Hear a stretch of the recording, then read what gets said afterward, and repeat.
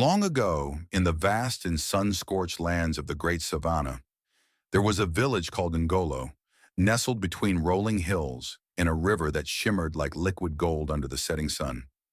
Ngolo was a prosperous village, blessed with fertile lands, abundant livestock, and a wise chief named Kwame. But the heart of the village was not its people or its chief. It was the great baobab tree that stood in the center, towering over everything like a watchful guardian. The baobab was no ordinary tree. It was said to hold the wisdom of the ancestors and the spirits of those who had come before.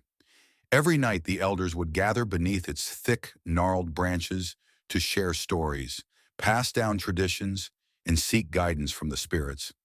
The villagers believed that as long as the baobab stood tall, their land would remain blessed. But as with all great blessings, there was also a curse. The baobab demanded respect, and if ever it was harmed, disaster would befall the village. For generations this warning was heeded, until the day of the drought. The arrival of the stranger one fateful year, the rains failed to come. The once lush fields turned to dust. The river shrank and the cattle grew thin. The people of Ngolo grew desperate, their prayers unanswered, their offerings unaccepted by the spirits. Then from the eastern horizon, a stranger arrived. His name was Jabari, a traveler draped in dark robes with eyes that gleamed like embers. He carried with him a wooden staff carved with the symbols of forgotten gods. He spoke with a voice that rumbled like distant thunder. "I have traveled from the land of the dying sun," he said. "I have seen kingdoms rise and fall. I have seen deserts swallow cities. I know the secrets of the rain." The villagers were captivated. Chief Kwame, though cautious, invited the stranger to sit with the elders beneath the baobab. Jabari spoke of a ritual, an ancient and forbidden act that could summon rain from the heavens. But it required something unthinkable, the sap of the baobab. A hush fell over the gathering. The baobab had stood for centuries, untouched by axes or knives. To wound it was to invite ruin. "You ask us to break the sacred law?" Chief Kwame questioned. Jabari only smiled. "I ask you to choose, life or death." The village was divided. Some feared the curse, but others, driven by hunger and thirst, saw no other choice. In the end, desperation triumphed over caution. That night, as the moon hung high, a group of men, led by the bold warrior Zuberi, approached the baobab with knives in hand. The wounded guardian, with trembling hands, they cut into the tree's thick bark. Golden sap oozed like tears, glistening under the starlight. A great sigh, like the whisper of forgotten ancestors, echoed through the village. The air grew heavy. The night seemed darker. Jabari gathered the sap and performed his ritual. He chanted in a tongue older than time, his staff striking the earth. Clouds gathered, the wind howled, and then rain.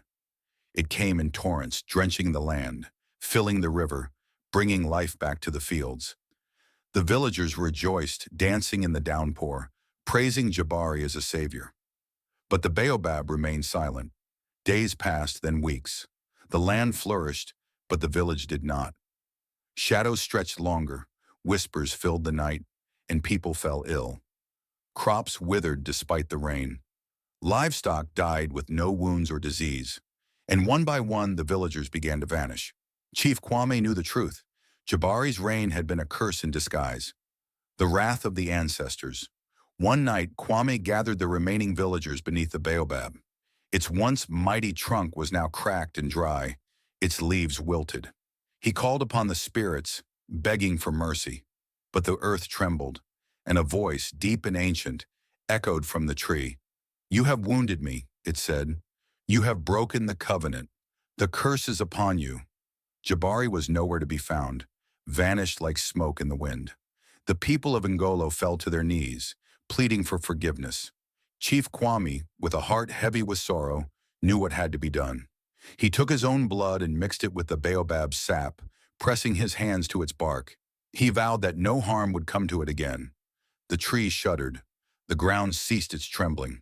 And in the morning, the villagers who had vanished returned, silent, pale, but alive. The lesson of the baobab. From that day on, the people of Ngolo never forgot the lesson of the baobab. No matter how dire the times, They would never again betray their guardian tree. And so the baobab stood once more, its branches stretching toward the heavens, whispering the wisdom of the ancestors to those who would listen. For the spirits never forget.